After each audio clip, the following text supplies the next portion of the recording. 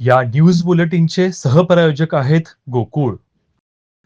गुडाळेश्वर पतसंस्थेला अहवाल सालात 1,30,14,000 रुपयांचा निव्वळ नफा झाला असून सतत 44 वर्ष ऑडिटमध्ये अवर्ग मिळवणारी कोल्हापूर जिल्ह्यातील अग्रगण्य पतसंस्था असल्याचं प्रतिपादन गुडाळेश्वर पतसंस्थेचे संस्थापक भोगावतीचे माजी संचालक A.D. पाटील यांनी केलं.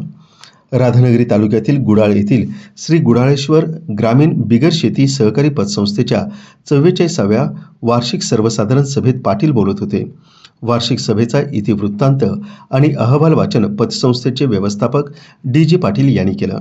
A.D. पाटील म्हणाले, गेल्या 43 वर्षामध्ये संस्थेनं केवळ व्यवसाय न करता व्यवसायाच्या पलीकडे सामाजिक बांधिलकी जोपासली आहे.